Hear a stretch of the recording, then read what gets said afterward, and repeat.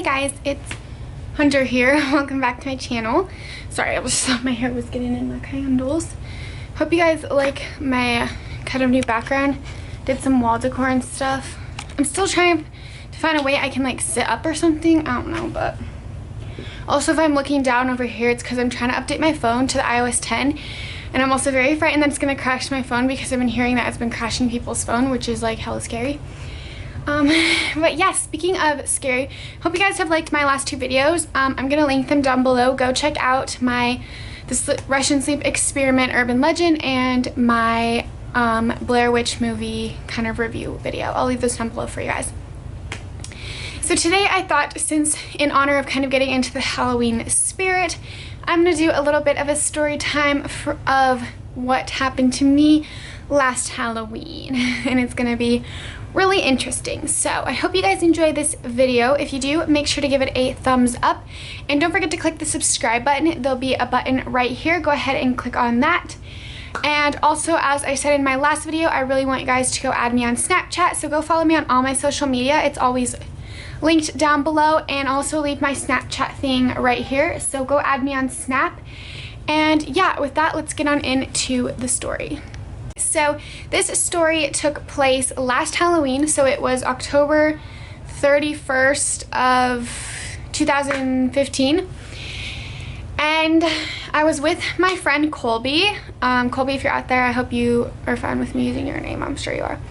So me and Colby were hanging out, and we decided that we were gonna just go to like some haunted houses, you know, find some fun things to do like that. So we went around and we went to like a haunted house and like did some of that stuff and all that jazz, and then we decided that we were gonna head over to like this party that was at this girl in our grade's house. So we're like, okay, let's go to this party, and my ex-boyfriend at the time was there, but we were still like kind of having a thing, if that makes any sense at all. So we were going over there, and I was like, okay, you know, whatever, we'll go over there. So we go over there, and there's like barely any people there, like to begin with. But there is like some underage drinking. I was not doing that, but just to kind of like set the mood, it was like one of those kinds of parties where like bad things were going on.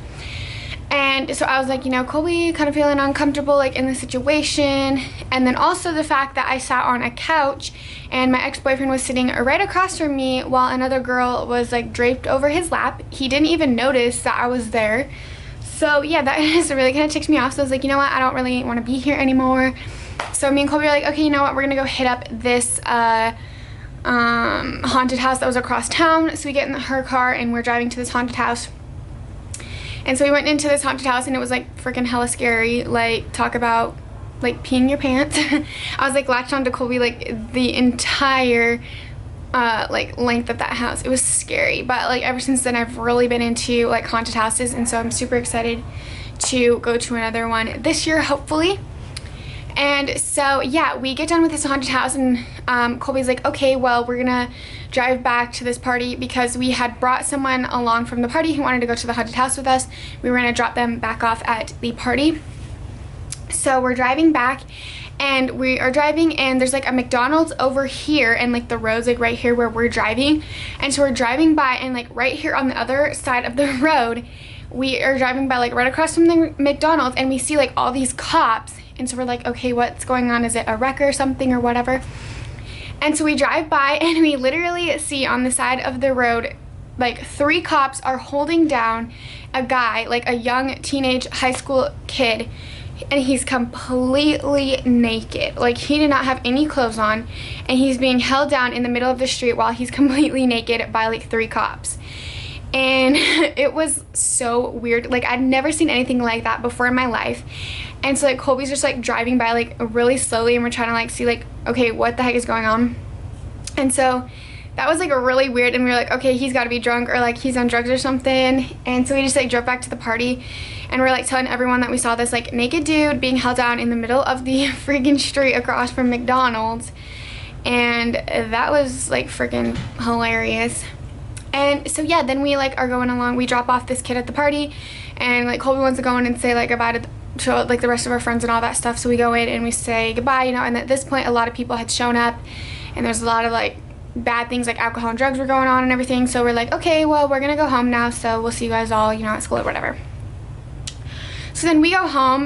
Me and Colby like part our way. She goes to her house and I go to my house, but we're texting back and forth, and she's texting me and she's like, oh, this girl, the girl that the party was at her house, was texting Colby, and she's like, you know, this is getting out of hand, like I don't know how to get these people out of my house, blah blah blah blah blah. And Colby's like, well, I don't know what to do, like my parents won't let me come out and help you, like there's really nothing that I can do. And so she's texting me back and forth. And so then I get a text from my ex-boyfriend, the one that again was totally completely ignored me, that I was sitting across the seat from him, and he texts me and is like, is there any way that you can come get me, because I'm currently in some random person's backyard. The party got busted by the cops and I'm currently hiding out and I need a way to get home. I'm like, are you freaking kidding me? Like, I knew this was gonna happen. I had texted him literally 10 minutes before that, and I was like, you need to get out of there, the cops are gonna come, like it's getting out of control, you need to go home. And nope, he ignored all my texts, so like that was his own problem.